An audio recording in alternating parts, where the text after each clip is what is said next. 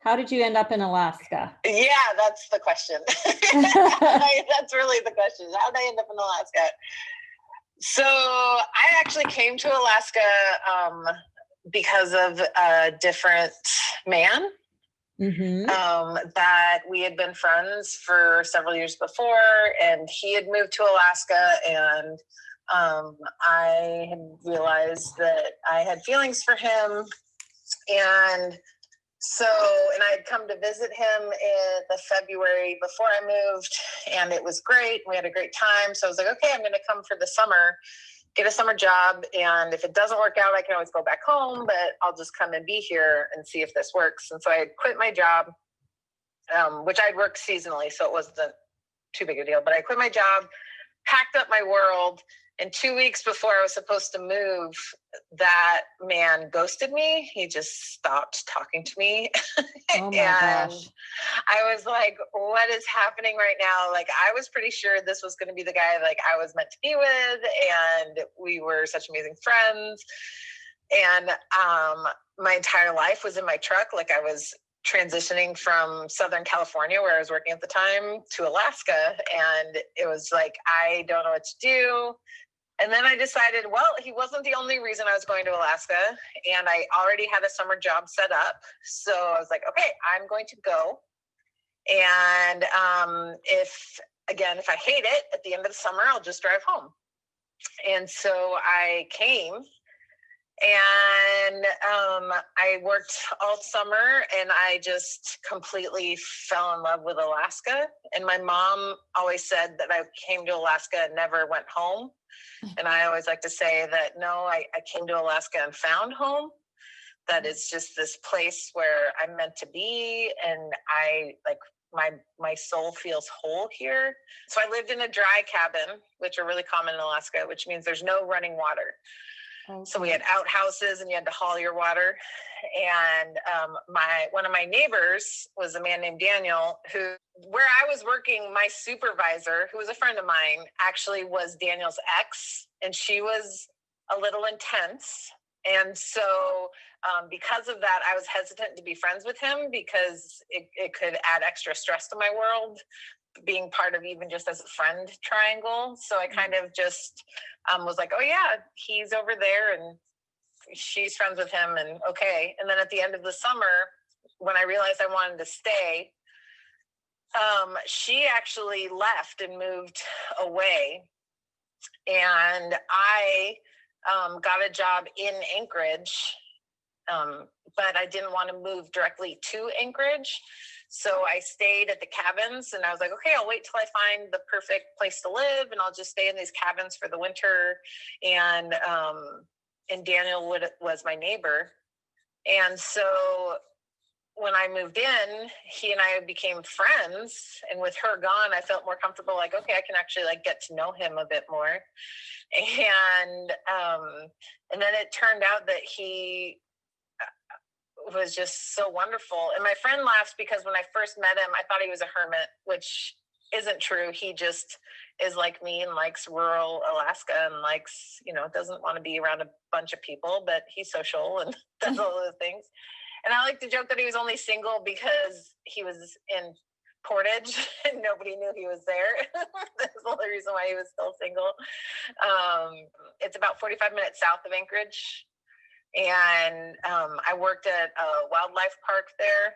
And it was across the street. And he had been there in Portage for like 15 years. Okay. And so he'd lived most of his adult life there. And so we were neighbors. And when I first moved in, it was January, and it was snowing, and so he was really excited because he was always talk about, it's like, well, if the power goes out, he had gotten a new generator. He was really excited to share with me. And then he would do things like cook me dinner, which I don't cook, so it was always amazing. And then he would make homemade pasta, which was amazing to me. I was like, oh my gosh.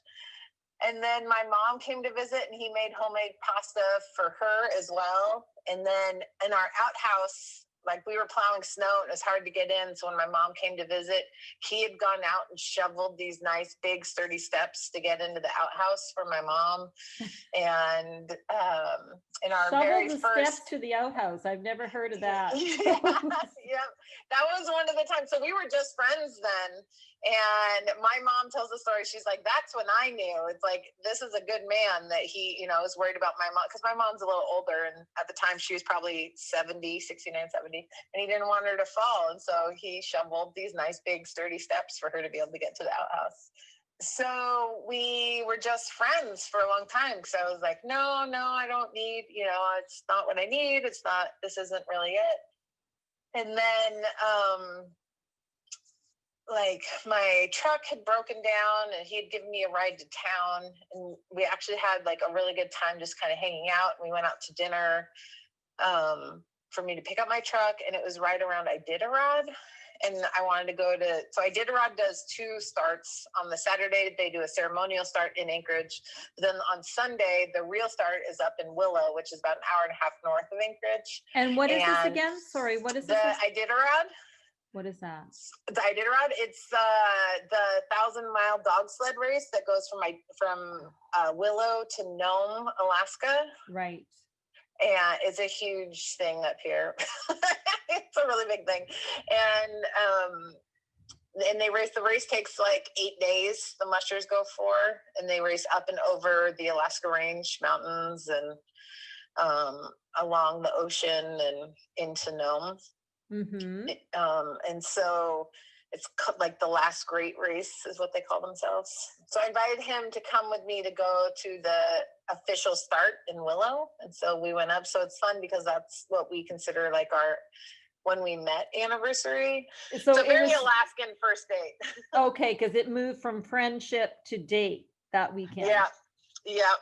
That was our first date.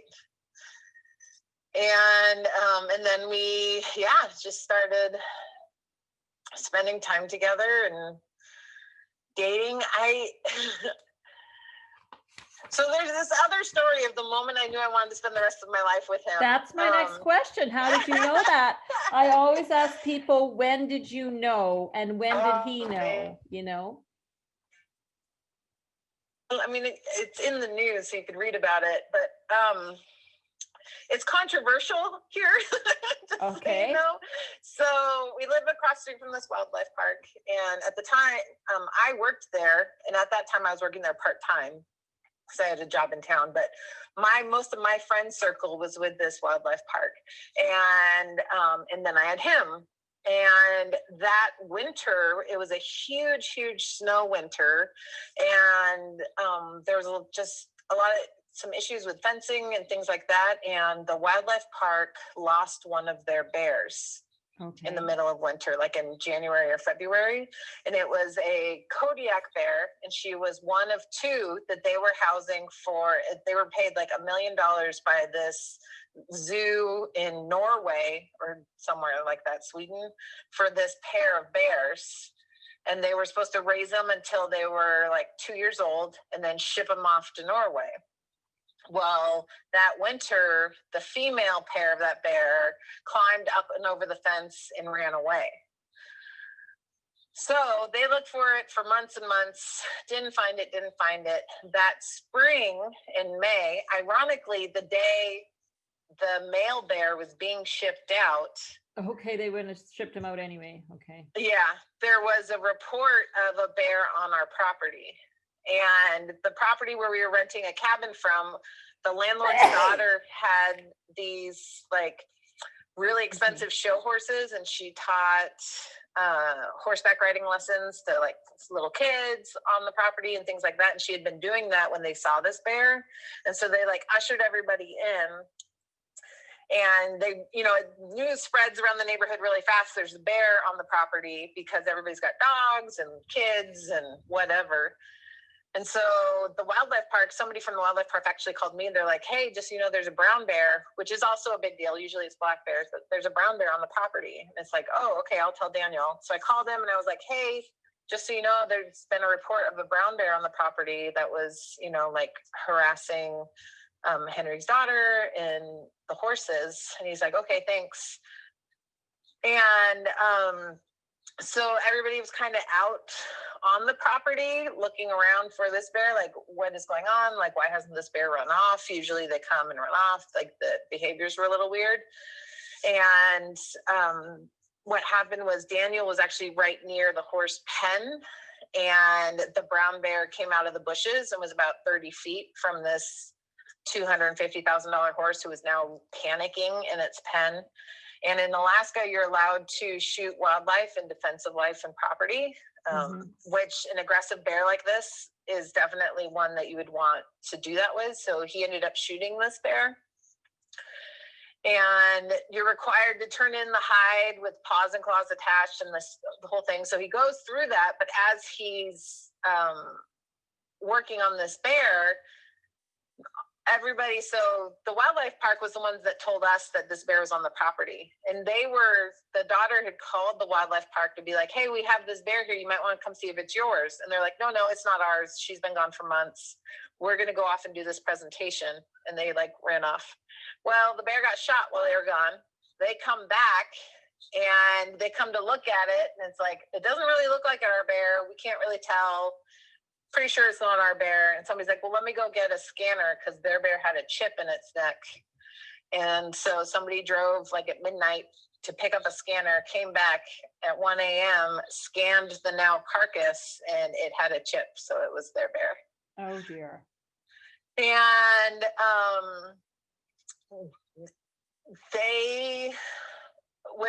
understandably, they were very upset. Right? This bear had a name. They had hand raised it. They were very emotionally attached to this bear. And the park itself had a very large money interest involved in this bear. And so there was just a lot going on. And so Fish and Game was going to do an investigation, which is normal. And through this process, if for some reason Fish and Game had determined that Daniel was incorrect in shooting this bear, he could have lost his hunting license, he could have lost his fishing license, he could have ended up in jail. It was a big deal, and all because they had lost their bear. Right? It's like, wait a second.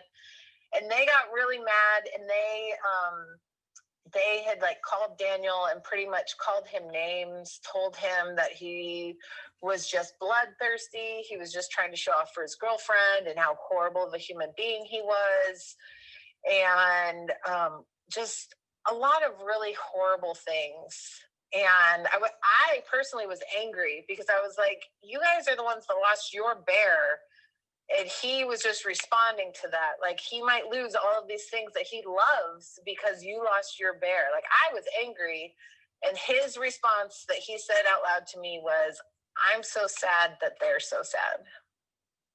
And I was just like, I'm like, they are threatening everything you love about Alaska. And he's like, I'm really sad that I've made them sad. And I was just like, I love you. The fact that is your response and not anger at them in the situation that you might lose everything you love about Alaska. So Fish and Game came out, they did an investigation, everything. I mean, they're like, yeah, the second that bear got out of their fence, it's a wild bear. So it doesn't matter that it had a name at some point. They don't care that it belonged to the park. It's a wild bear.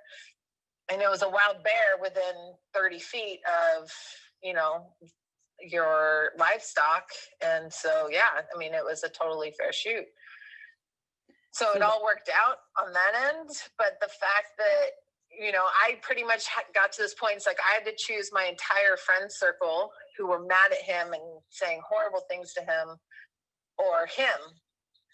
And the fact that their response was, there was no compassion or empathy for the situation at all from them. And all he had was compassion and empathy for them. I chose him. And at that point I knew I would choose him probably forever. I guess you weren't able to work at the wildlife park anymore. No, I had a job in town. It was only a part-time job over there. But yeah, no, I stopped. I didn't go back. Actually, the very first time I went back was last summer, summer 2019. So this was in the summer of 2012 Nope, 13. Summer of 2013. Okay. Nope, 12. Sorry, 12. We got together. I showed up in Alaska 2011. We got together in 2012. So the summer of 2012, and I didn't ever go back until the summer of 2019. To that wildlife park, but you and Daniel still lived across the street. Yep. We lived there for 6 more years. 6 more years. And like, I mean, obviously the horse owner must have been really thrilled. Oh, yeah. Yep. Everybody on the property was very, I mean, yeah. So our landlord was the horse owner. He came and thanked Daniel, and so did his daughter. Because they had 5-year-olds sitting watching out the window as this bear got shot. Like, they had been in a whole lesson. And so they were very thankful. And but it was definitely, and it was right. It was his 5 minutes of fame. The news came and knocked on the door. He ignored them. It was in the newspaper, and then the newspaper people, like the comments, all section, all without all the information gave the same, right? They all tore him up one side and down the other, except for those that supported it, like, right? Like, he was on his property. It was a legal shoot. Like, nobody should be complaining, but that's not how it works, especially with animals. So, right. So yeah, so it was definitely, but that moment I knew that it was just like the fact that he had so much empathy and compassion for them, even though they were being so horrible, that I knew he was special. Yeah, you knew that he really showed his true self. Yes. Yep. He saved the horse. He yep. And any other smaller animals that were there in the bear's way, and still, you know, and he had a lot of compassion for the people who were upset. Like, I mean, that's big. Yeah. And so he knew. Well, what about Daniel? When did he know? I don't know that I've ever asked him when he knew he wanted to marry me. We've talked about, this is but when he knew he wanted to date me. So he, like, I was in the outside cabin and he'd have to walk past my cabin to go to the outhouse. And he was walking past my cabin once and my, like, curtains were all open. And I was walking around in my underwear. Mm-hmm. And he saw me and was like, oh, hey. And that's when he knew he wanted to, like, be with me. And I think it was a couple weeks before I realized it, but which I think is funny. But I don't know that I've ever asked him, when did you know you wanted to marry me? Okay, so that's an interesting one. I should ask him that. And what about the proposal? Oh, it was good. So I'm a planner, and I was trying to figure out, like, when was the best time to get married. And I was like, we'll have to be engaged by this time to be able to get married by this time, or this time. And he's like, what are you talking about? Like, that's not how this works. And I was like, but, and he's like, whatever. And so we had talked about getting married, but he didn't actually propose for probably almost a year. And every time we would go out and do something, I would think, oh, this is it. Or he would be like, oh, like, get ready to go out, we're going to go do this special thing. And then it would turn into, like, going to a restaurant or him taking me someplace fun. And it wouldn't be, you know, proposing. And right around then, I had this realization that, you know, I couldn't imagine my life without him. And at that point in time, it didn't, you know, it doesn't really matter if he asked me to marry him or not, because I'm still going to be with him. Like, I can't imagine my life without him. And so this is what it is, whether we get married or not. Like, I'd really like to have a celebration to celebrate that I can't imagine my life without him, and to profess that in front of the people I love. But I don't have to have that to know that I will just be with him forever. Now that was something you decided on in your head. On my own, yeah. I didn't tell him that, but I just thought tell him that. Okay. No, I didn't tell him that. But in my head, I was just like, it really doesn't matter, because somebody said, well, what if he doesn't propose? Will you break up? And it's like, well, no, that's silly. Like, I want to spend right. Like, a ring isn't going to make it whether I spend my life with him or not. the ring is just professing to the world, and I'd like to do that in a pretty dress, but Yeah.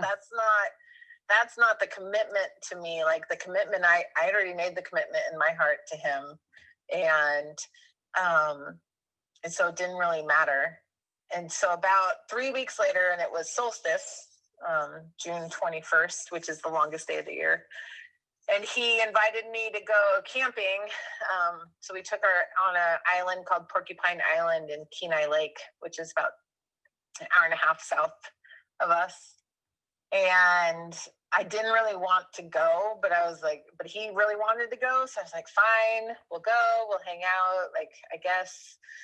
So we loaded everything up and took the boat out to Porcupine Island and hung out, and like we got there early in the morning on a Friday. And so we were there, we set up camp, he started a fire and he was cooking some stew over the fire.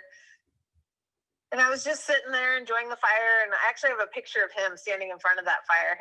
And then he started talking to me about how he had gone to the movies with some friends of ours. And it was like the new live action, relatively 10 years ago, live action Cinderella. And I'm like, why are you talking about Cinderella? Like, this is the weirdest thing.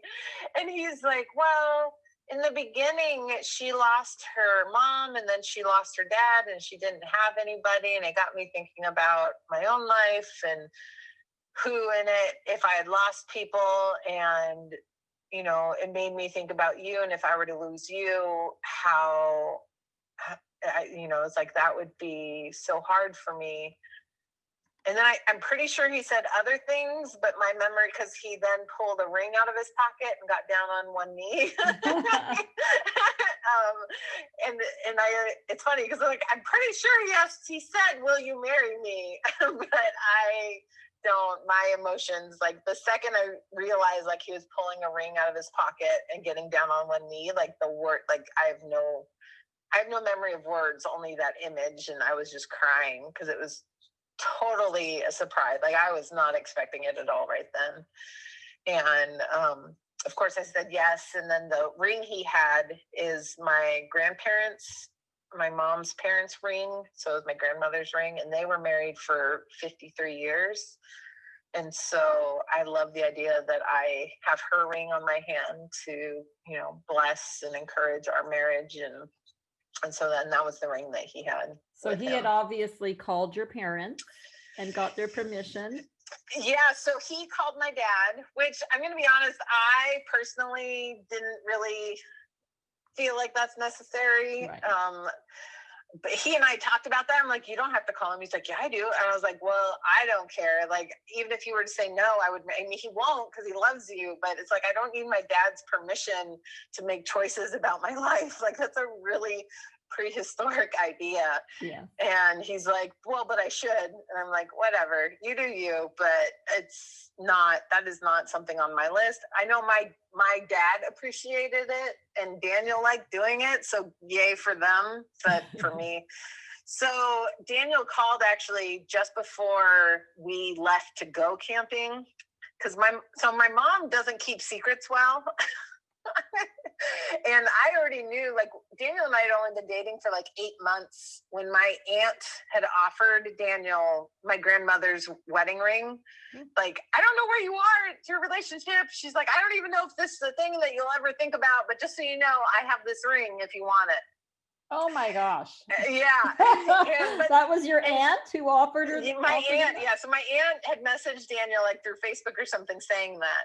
And I didn't know. And the next summer I had gone to visit my parents, and my mom and I were hanging out, and like we had had a couple drinks, and my mom let slip that Rhonda has offered Honey's ring to Daniel, like that he'll have Honey's, like Honey is my grandmother.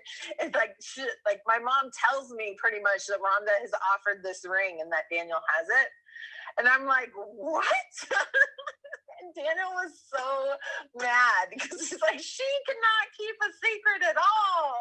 Like, she wasn't supposed to say that. And so when he finally, and then it was years, like we were together for 4 years before he even proposed. And so it was years later when he finally proposes. But he's so focused on the fact that my mom can't keep a secret that he talks only to my dad. And he tells my dad, he's like, please don't tell Sharon. Yeah. My mom is like, but this is going to happen. I'm calling for your blessing. And my dad's giving like, yep answers because my mom's sitting right behind him. And Right. my dad it's funny because when he hung up, my mom's like, who's that? He's like, oh, it's Daniel. It's like, oh, well, why was he calling you? Because that's not a thing that happens. And my dad comes up with some story about how he's calling to talk about like World War II history or something. And my mom was like, what? And like keeps poking. And so finally my dad was trying not to tell her because he was really worried that she would tell me in the 2-hour window that we had before, because we didn't have any cell service where we went camping. So it's like she has this 2-hour window to ruin it. Right. And, but she didn't. I actually talked to her because I called her and said, I'm like, I don't really want to go camping this weekend, but I guess I'm going. She's like, well, sometimes you got to do what you don't want to do, support your partner. And I'm like, yeah, okay. She's like, hey, have fun. I was like, thanks. And I hung up, and that was it. And then she knew at that point. So she was just waiting for us to come back and tell her that. She knew when she was talking to you? Yeah. Yep. She kept it a secret. She did know. Oh, she did keep it a secret. She did. Okay. She kept it a secret. It's the one time she's ever kept a really good secret. So your dad did tell her. Yeah, because they don't keep secrets either. So we're not very good at secrets. That's funny. Yeah. So now how long have you been together now? So let's see. We got together in 2012. Right, 2012, and now so 8 years. Yeah, so it'll be 9 years in March we've been together. And then so you got engaged, and then you got married. So we got married June 21st, 2016 in Talkeetna. And we chose June 21st because of, we're the land of the midnight sun. Mm-hmm. And most of our guests were coming from out of town and had never experienced that. And so we rented a bed and breakfast in Talkeetna overlooking the Alaska Range. And so when the clouds were clear, you could see Denali, the mountain, which is the tallest mountain in North America. So we had it for 3 days and 2 nights. And Denali is so big, it creates its own weather. So every morning and night, the mountain would be clear and we could all see it. But during the day, it would create its own clouds, which is a fun thing to see. And then we got married on the 21st. And Daniel and I went to bed, but most of our guests stayed up and watch the sun go back behind Denali and then come back up 5 minutes later, right? So that's how at that time of year it doesn't ever really go down. So they watched it, quote unquote, set and then come back up, which was a really fun thing for them. And it was just a 3-day long party. We only had 40 guests, and they're mostly my family. And it was funny because everybody when we began toasting, everybody said something.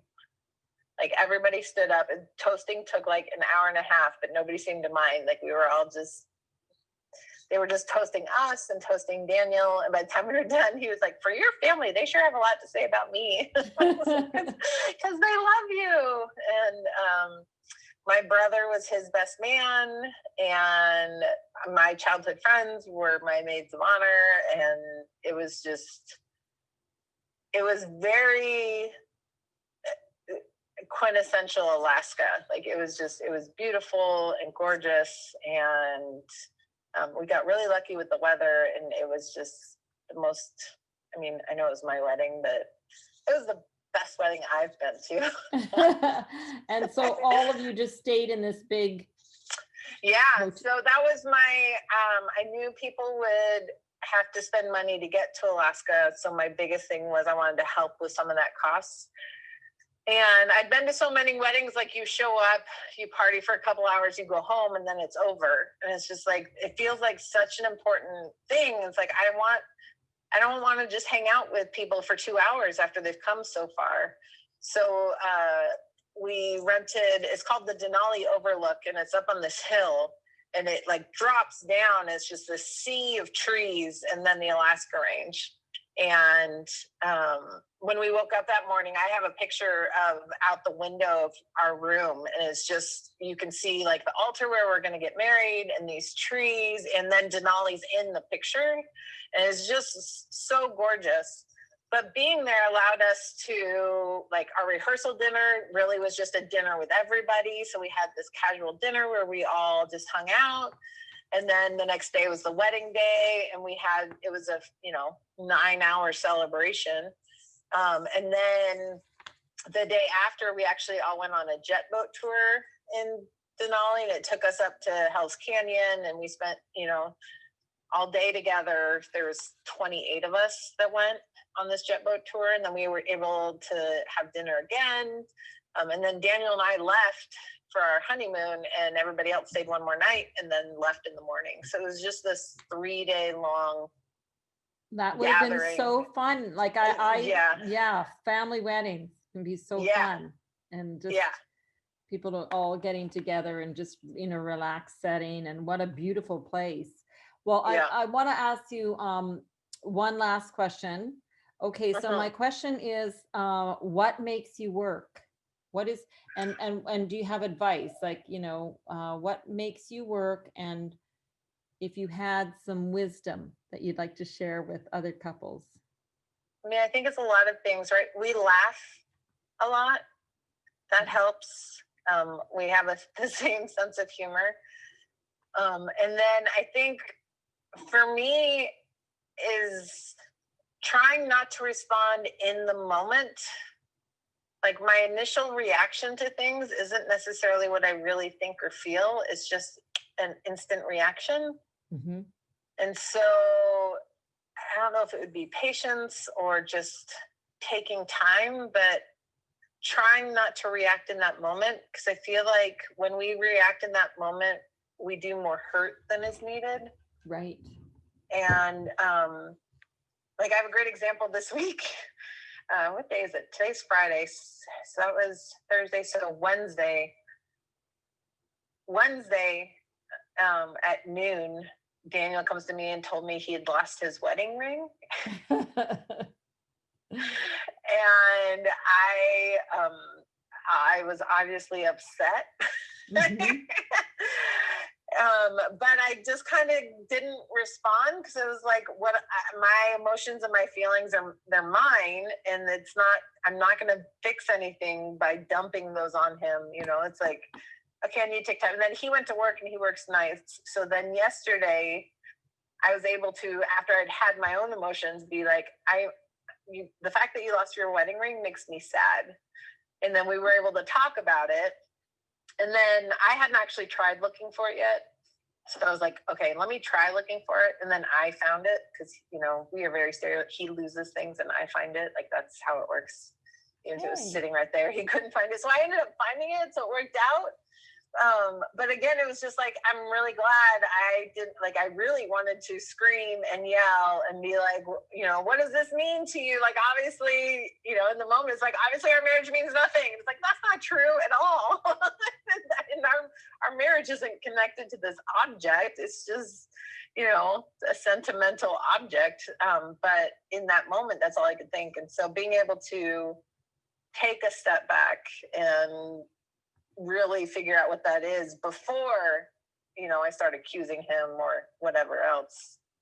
Like, I think those are patience and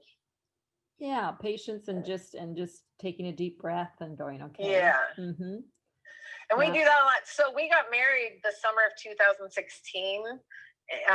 In June. January 2017, the cabin we were living in, the roof collapsed.